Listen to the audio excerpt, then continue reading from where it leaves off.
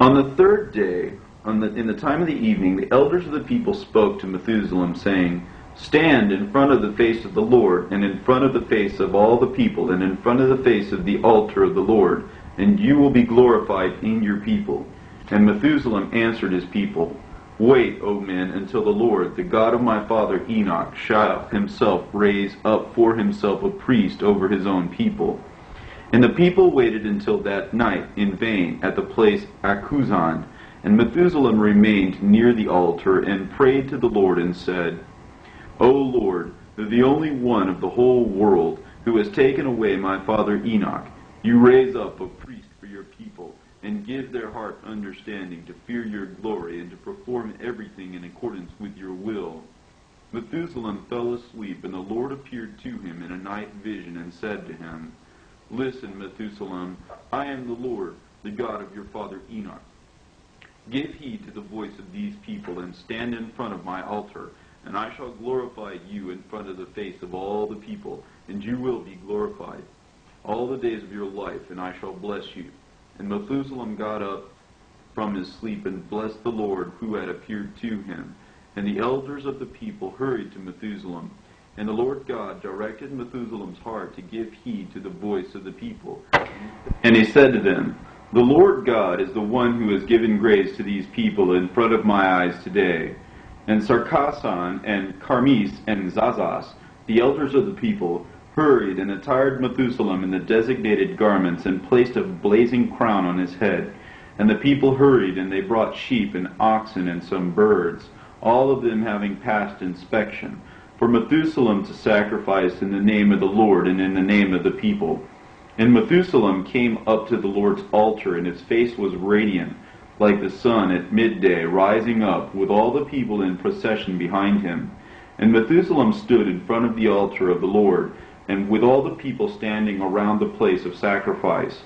And when the elders of the people had taken sheep and oxen, they tied their forelegs together and placed them at the head of the altar. And they said to Methuselah, "Pick up the knife and slaughter them in the required manner in the face of the Lord."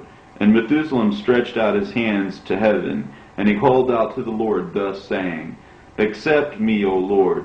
Who am I to stand as the head of your place of sacrifice and over the head of these people? And now, O Lord, look upon your servant and upon these people.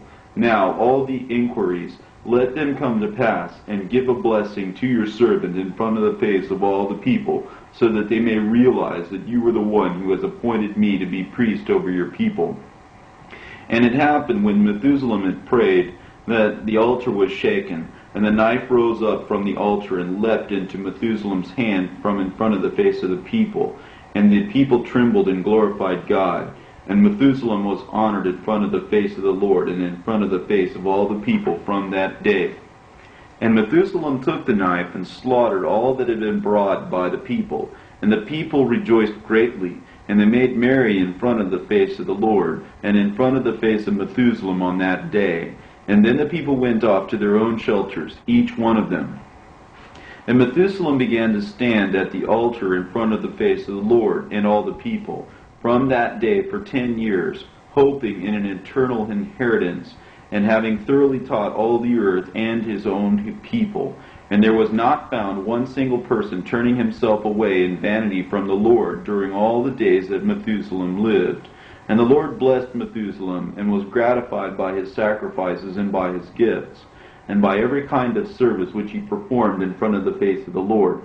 And when the time of the departure days of Methuselah arrived, the Lord appeared to him in a night vision, and said to him, "Listen, Methuselah, I am the Lord, the God of your father Enoch. I want you to know that the days of your life have come to an end, and the day of your rest has come close. Call near the second of your son Lamech, born after Noah, and invest him in the garments of your consecration, and make him stand at my altar, and tell him everything that will happen in his days. For the time of the destruction of all the earth, and of every human being, and of everything that lives on the earth is drawing near.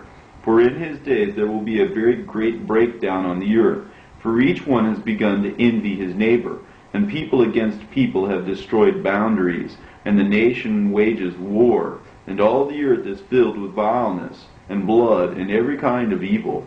And even more than that, they have abandoned their Lord, and they will do obeisance to unreal gods, and to the vault above the sky, and to what moves on the earth, and to the waves of the sea. And the adversary will make himself great, and will be delighted with his deeds, to my great provocation.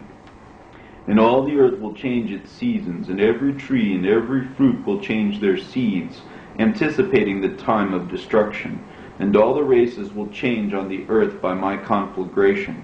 Then I shall give the command.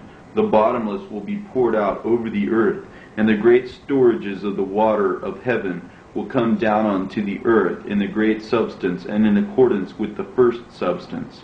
And the whole constitution of the earth will perish, and all the earth will quake, and it will be deprived of its strength from that day.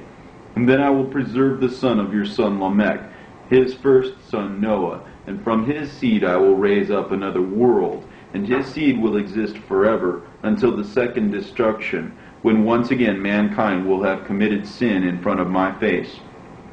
And Methuselah leapt up from his sleep, and his dream was very disturbing. And he summoned all the elders of the people, and recounted to them all that the Lord had said to him, and all the vision that had been revealed to him by the Lord. And all the people were disturbed by this vision.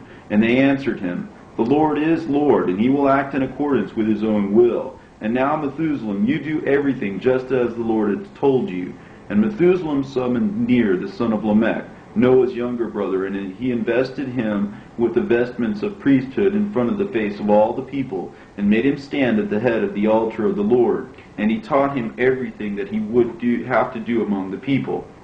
And Methuselah spoke to the people, Here is Ner. He will be in front of your face from the present day as a prince and a leader. And the people said to Methuselah, Let it be so for us in accordance with your word, and you be the voice of the Lord, just as he said to you. And when Methuselah had spoken to the people in front of the altar, his spirit was convulsed, and having knelt on his knees, he stretched out his hands to heaven and prayed to the Lord. And as he was praying to him, his spirit went out in accordance with the will of the Lord. And Ner and all the people hurried and constructed a sepulchre for Methuselah in place of Achuzan, very thoughtfully adorned with all holy things, with lamps. And Ner came with many praises, and the people lifted up Methuselah's body, glorifying God. They performed the service for him at the sepulchre which they had made for him, and they covered him over. And they said, How blessed was Methuselah in front of the face of the Lord, and in front of the face of all the people.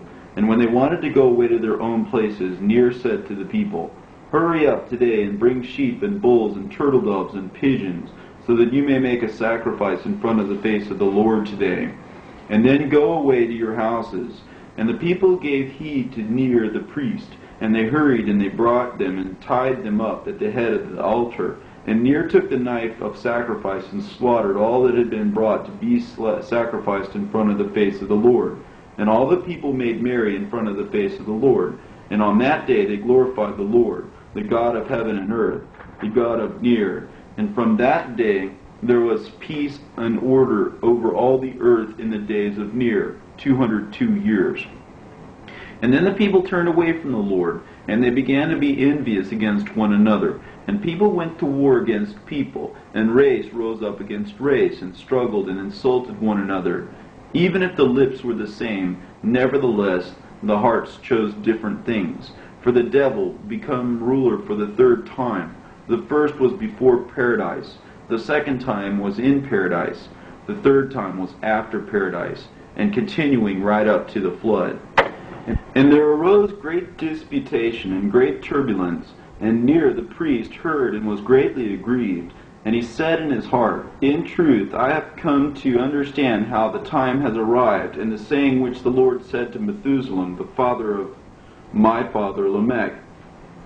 Behold, the wife of Ner, whose name was Sopanim, being sterile, and never having at any time given birth to a child by Ner. And Sopanim was in the time of her old age, and in the age of her death she conceived in her womb.